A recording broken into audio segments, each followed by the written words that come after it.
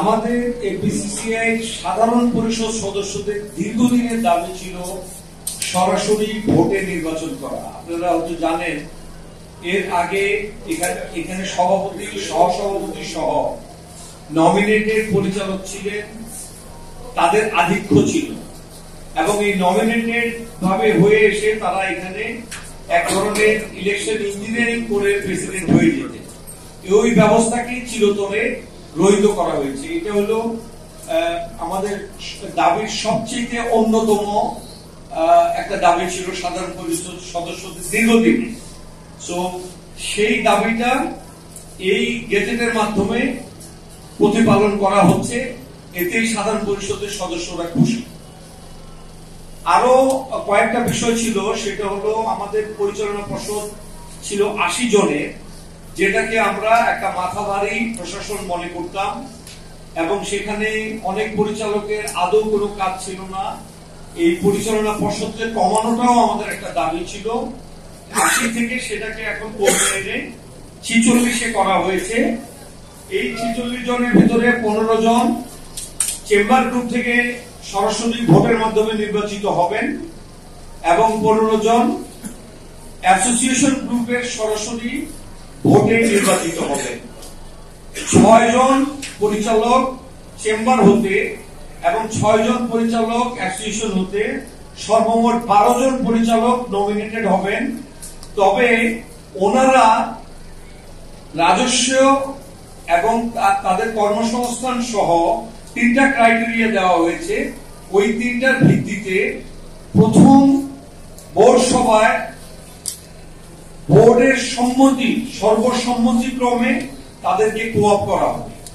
সুতরাং আগের যে পদ্ধতি ছিল, নির্বাচনের আগেই নমিনেটেড হয়ে চলে আসতেন এখানে, তারপর ওনারা ইলেকশন ইঞ্জিনিয়ারিং এ জড়িত হয়ে যেতেন, সেই ব্যবস্থাটাকেও রহিত করা হয়েছে।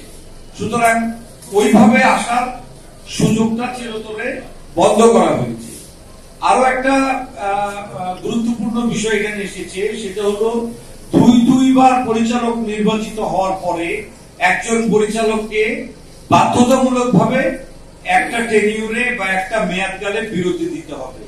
আমাদের এখানে ৭ বার, ৮ বার, ৯ বার একের পর এক পরিচালক হয়ে এসেছেন এবং ওনাদের কারণে নূতন, সৎ, যোগ্য মেধাবীরা তাদের ইলেকশন ইঞ্জিনিয়ারিং এর কাছে হেরে যান। এই ব্যবস্থাটাকেও রহিত করা হয়েছে।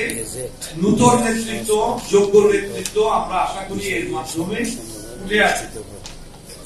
সকল বাণিজ্য সংগঠনের সভাপতিদেরকে পদাধিকার বলে এপিসিসিআই এর সাধারণ পরিষদ সদস্য হতে হবে।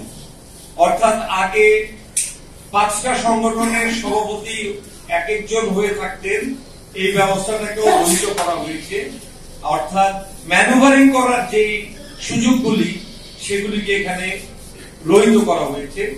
আমরা এই জন্য সাধারণ পরিষদ সদস্যরা আমাদের মূল যে দাবিগুলি ছিল, সেখানে আমাদের 12টা দাবি আমরা নিয়ে পাঠিয়েছিল আমাদের প্রশাসক মহোদয় মন্ত্রণালয়ে এবং এই দাবিগুলি পাঠানোর আগে উনি জেনারেল মিটিং করে উনি সদস্যদের মতামত নিয়ে জুম মিটিং করে বিভিন্নভাবে উনি সাধারণ পরিষদের সদস্যদের মতামত নিয়ে 14টা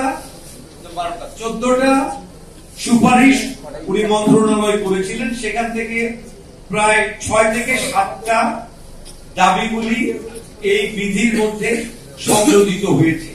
সেই কারণে আমরা সাধারণ পরিষদ সদস্যরা আমাদের বৈষম্য বিরোধী সংস্কার পরিষদের পক্ষ থেকে আমরা এই গেজেটটাকে স্বাগত জানাই।